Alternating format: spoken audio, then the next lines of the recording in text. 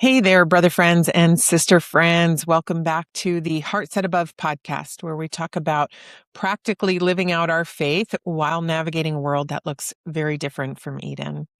We're currently in the middle of a series on internal family systems, or IFS, which is a therapeutic model developed by Dr. Richard Schwartz that helps us to understand our inner world with greater compassion and clarity.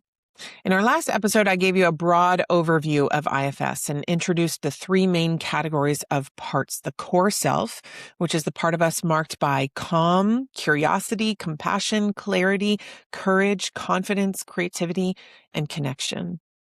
I often describe this as the part of us created in Eden and deeply resonant with being made in the image of God. Then there are the exiled parts, the parts of us that carry our deepest wounds, often formed when our Eden longings for love and protection and attunement go unmet in our fallen world. And then there are protector parts, which are the parts that organize themselves around those wounds, either trying to prevent pain from being triggered or rushing in to extinguish that pain when those exiled parts are triggered. Now, I know this framework can feel abstract. So before we move on to topics like how to connect with our parts or how to invite God into the process and how unburdening works, I want to slow down and offer a very tangible, real life example, one from my own story, just so you can see how these parts actually show up in life. So I have a core memory from childhood that I want to share with you. Growing up, I was extremely sensitive to spicy food. Honestly, I still am, though I've improved a little bit. But it became something of a running joke in our house. My parents would tease me, even say things like, "Oh, don't give Ellen ketchup. She thinks that even that's spicy." And so one day we're all at home and my mom had made something. I don't even remember what it was. And it was sitting on a sheet pan on the stove. And I watched carefully as my dad took a piece of whatever it was and popped it in his mouth and he ate it. And I looked at him warily and I asked, "Is it good?" And he nodded, "Yeah, it's good." So I ate one too. And seconds later, my very young, dramatic self was squealing because, surprise, it was spicy. And in my immaturity, I turned to my dad and said, rather accusingly, "It's spicy." And he looked at me and he said, "Yeah." And then I said, with even more blame, "You didn't tell me it was spicy." And my dad, probably a little bit confused, responded with, "Well, you didn't ask." Now, objectively, this is a fairly innocuous moment. My dad didn't do anything wrong. He was living his life, trying food on the stove.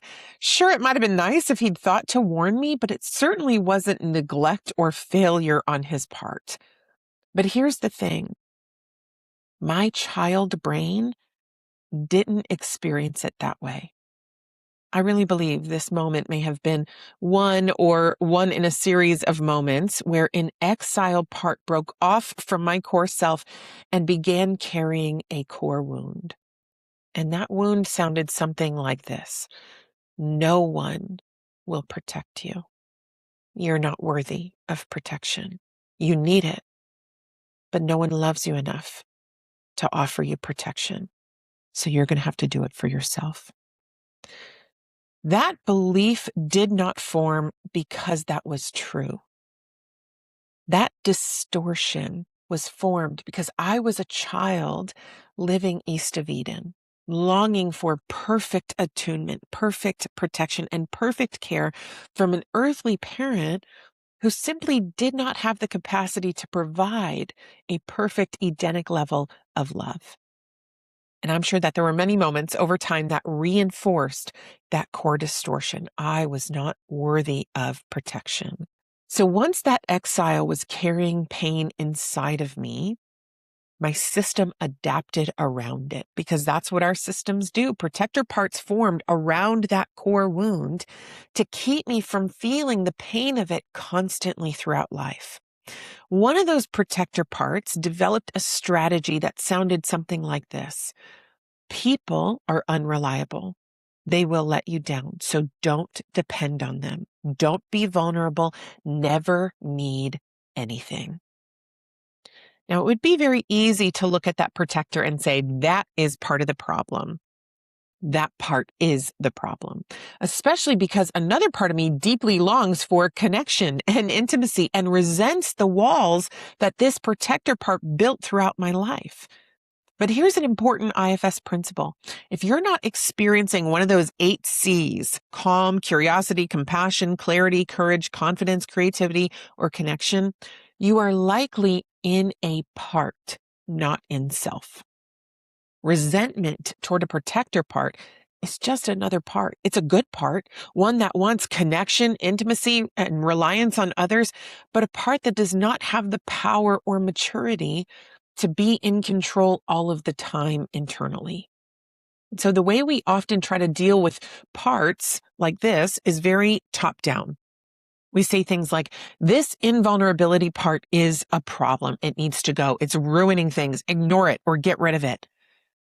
But that approach produces no healing because it offers no understanding.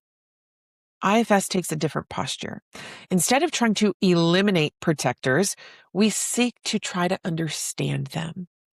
And as I began to understand this don't rely on anyone protector part of mine, I could see its logic. It probably followed a trajectory like this.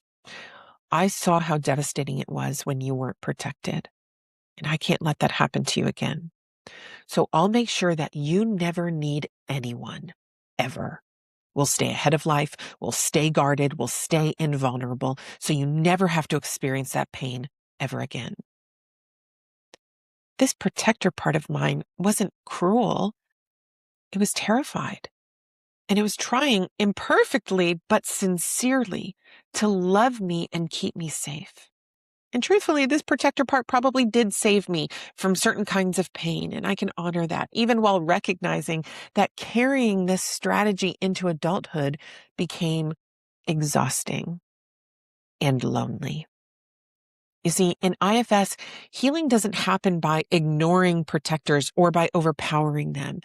And it also doesn't happen by letting those protectors rule our inner world. Healing happens by embracing those parts, by building trust with them, by seeking to understand them, validating what they're trying to do, and honoring the role that they've played throughout our lives.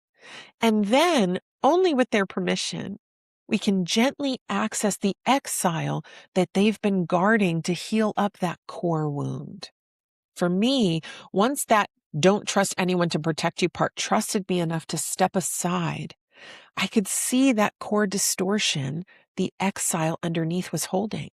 It sounded something like this: I'm not precious enough to be protected. And that's where God enters the story in a powerful way. Because the capital T truth is this: I am worthy of protection. I was created for it.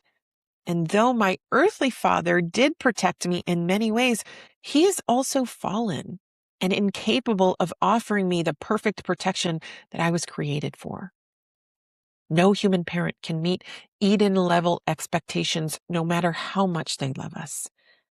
My feeling of not being protected had very little to do with my dad's love and had everything to do with the reality of living in a fallen world. But what I realized in doing this part work is that my Heavenly Father can protect me.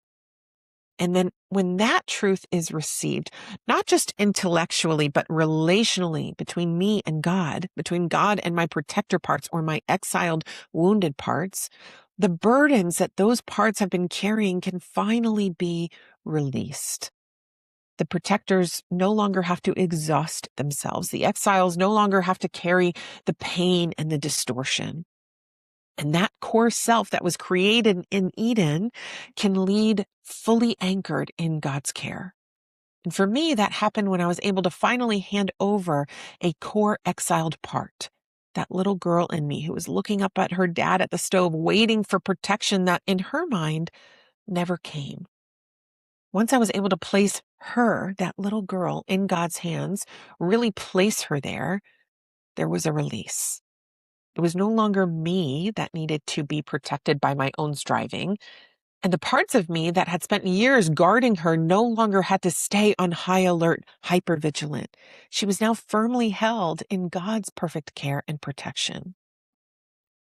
Now, I would be lying if I said that part of me is never triggered anymore in this. I still struggle at times with feeling unworthy of protection. I still feel the pull toward self-reliance and mistrust when I'm vulnerable. But the gift that this process has given me is understanding of self. Now, when those old familiar feelings show up, distrust, fear around safety, the urge to armor up or pull away, I'm able to do three things. First, I can name what's happening. I know this part. Hello, old friend. Second, I can speak directly to that protector part. Something like, thank you for trying to keep me safe. I see you. I appreciate how hard you're working. And third, I can gently redirect that part to capital T truth. I can say something like, you're right. This person cannot protect me perfectly because they're not perfect. And that does feel scary. It's also true that I don't have to demand perfection from them. Even if this person fails me, I have a God who does not. I am held, I am seen. And when hard things happen, I have someone to run to for comfort, for covering, and for care.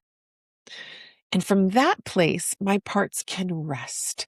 And my core self, that part of me made in Eden, can then lead. This is the heart of IFS. It's not about erasing parts. It's not about shaming parts, but it's about restoring order so that we live less from survival strategies that this world has concocted, and we live more from the self that God created us to lead from. So in our next episodes, we'll talk about how to connect with parts, how to invite God directly into this work, and what unburdening actually looks like. But for now, I hope that this example helps bring this framework to life. And until next time, let's keep our hearts set on things above, even as we live in a world so far from Eden. I'll see you next time.